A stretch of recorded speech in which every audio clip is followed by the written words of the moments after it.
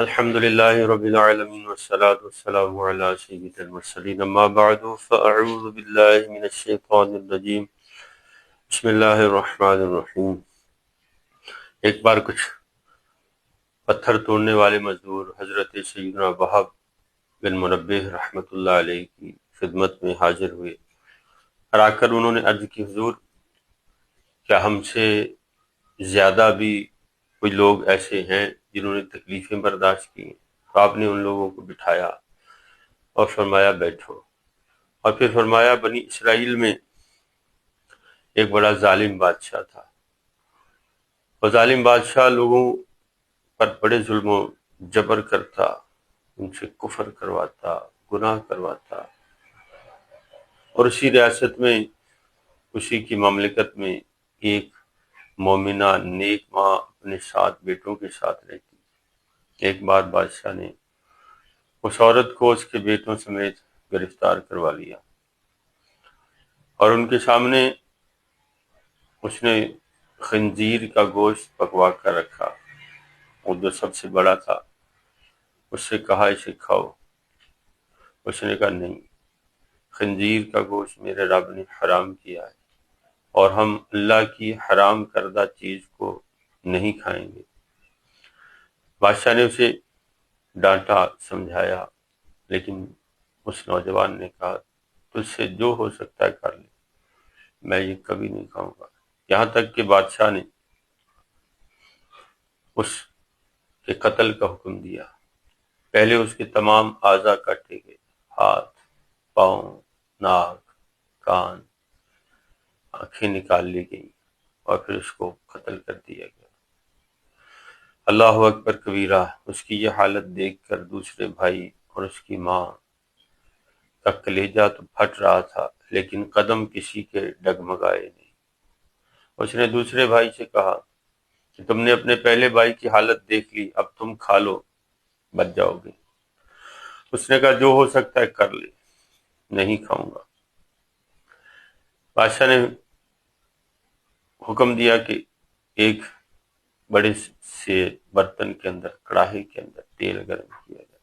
بڑا سا کڑاہا لایا گیا، تیل ڈالا گیا، آگ جلائی گئی۔ جب تیل ابلنے لگا تو اس نوجوان کو اٹھا کر ابلتے ہوئے تیل کے اندر ڈال دیا گیا۔ تھوڑی ہی دیر میں وہ جل بھن کر کباب ہو گیا۔ اللہ اکبر۔ یہ سارا منظر بھائی اور ماں اپنی آنکھوں سے دیکھ رہے تھے اور صبر کی تصویر بنے کھڑے تھے۔ بادشاہ نے تیسرے سے کہا 2 کی حالت تو نے دیکھ لی، اب تو اگر خیریت چاہتا ہے تو کھا لے۔ اس نے کہا بادشاہ تو بڑا کمزور ہے اور ہے بھی بڑا کمینہ، تو جو کر سکتا ہے کر لے، میں نہیں کھاؤں گا۔ اس نے کہا نہیں کھاؤں گا۔ بادشاہ نے ایک کہکہا مارا اور درباریوں سے کہنے لگا جانتے ہو اس نے گالی کیوں دی؟ اس لیے کہ میں فوراً تیش میں آ کے اسے قتل کروا دوں، لیکن ایسا نہیں کروں گا۔ حکم دیا کہ اس کی کھال اتارو۔ اس کی پہلے گردن کی کھال اتاری گئی، پھر اس کے سر سے کھال اتاری گئی، پھر اس کے اعضاء جسم سے کھال اتاری گئی۔ زندہ شخص کی کھال اتاری گئی، اور پھر اس کو قتل کر دیا گیا۔ اور پھر جو اس سے چھوٹا تھا اس کو بلوایا گیا کہ تو بتا تو کیا چاہتا ہے؟ اس نے کہا میں ہرگز تیری بات نہیں مانوں۔ بادشاہ نے اس کی ماں کی طرف دیکھا کہ تو اسے سمجھا، اور وہ چھوٹا بھی تھا۔ ماں نے کہا مجھے دو، میں اسے سمجھاتی ہوں، شاید مان جائے۔ بادشاہ نے کہا ٹھیک۔ ماں اسے لے گئی، تھوڑے کنارے پر لے جا کر اس کے کان میں بات کی کہ تو سب سے چھوٹا ہے، تجھے یہاں اس لیے لائی ہوں کہ دیکھ تیرے باقی بھائی تو کامیاب ہو گئے، اس امتحان میں سے گزر گئے، تو نے گزرنا ہے۔ تجھے لائی اس لیے ہوں کہ کہیں تیرے قدم ڈگمگا نہ جائیں اور تو بادشاہ کی بات ماننے پر آمادہ نہ ہو جائے۔ دیکھ اگر تو نے ایسا کیا تو پھر قیامت کے دن میں تیری ماں نہیں، تو میرا بیٹا نہیں، میں تجھ سے بری ہوں۔ بادشاہ کی بات نہیں ماننی، جان جاتی ہے تو جائے۔ بیٹے نے کہا ماں آپ تسلی رکھیں، میں آپ کی بات ہی مانوں گا، بادشاہ کی بات ہرگز نہیں مانوں گا۔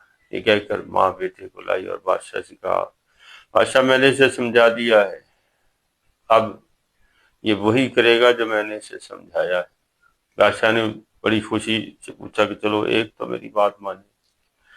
اس نے اس لڑکے کے سامنے خنزیر کا گوشت رکھا کہ کھا، اس نے صاف انکار کر دیا۔ بادشاہ نے تیش میں آ کر اسے بھی قتل کروا دیا اور باقی دیگر بھائیوں کو بھی اسی طرح مختلف مظالم کر کر کے قتل کر دیا۔ آخر میں ماں سے کہا تو بچنا چاہتی ہے تو تو کھا لے، ایک لقمہ ہی کھا لے۔ ماں نے کہا تو نے میرے سامنے میرے بیٹوں کو شہید کر دیا، اب مجھ سے یہ امید رکھتا ہے کہ میں تیری بات مان لوں اور اپنے بیٹوں کے خون کے ساتھ ان کی شہادت کے ساتھ بے وفائی کروں۔ بیٹوں نے جان دے دی، اللہ کے حکم کی نافرمانی نہیں کی، حکم عدولی نہیں کی، اور تو چاہتا ہے کہ میں ماں ہو کر اب تیری بات مان لوں اور اللہ کے حکم کے خلاف جاؤں۔ ماں کے لیے بیٹے کی موت سے بڑھ کر اور کوئی صدمہ نہیں ہوتا۔ تو نے 7 صدمے مجھے دیے، میری جان کی قیمت کیا ہے، میں کبھی تیری بات نہیں مانوں گی۔ بالآخر بادشاہ نے اس ماں کو بھی قتل کروا دیا۔ حضرت وہب رحمۃ اللہ علیہ نے ان پتھر توڑنے والے مزدوروں سے فرمایا اب بتاؤ تم زیادہ مصائب کا شکار ہو یا تم سے پہلے لوگ زیادہ مشکلات، پریشانیوں اور مصائب میں مبتلا رہے؟ وہ لوگ یہ واقعہ سن کر رونے لگے اور عرض کی حضور ہمارے مصائب تو کچھ بھی نہیں، ہم سے پہلے لوگ تو بڑے مصائب میں مبتلا رہے، وہ تو بہت آزمائے گئے۔ آپ نے ارشاد فرمایا ہاں ہم سے پہلے لوگ بڑے مصائب میں مبتلا کیے گئے اور بہت ان کی آزمائش ہوئی، اس لیے میرے بچوں صبر کرو، اللہ تعالیٰ جس حال میں رکھے اس حال میں راضی اور خوش رہو اور اس کا شکر ادا کرتے رہو۔ اگر تم اس کا شکر ادا کرو گے تو وہ تمہارے لیے بہتر راہیں اور پیدا فرما دے گا۔ اللہ ہم سب کو عمل کی توفیق عطا فرمائے، آمین بجاہ النبی الامین صلی اللہ علیہ وسلم۔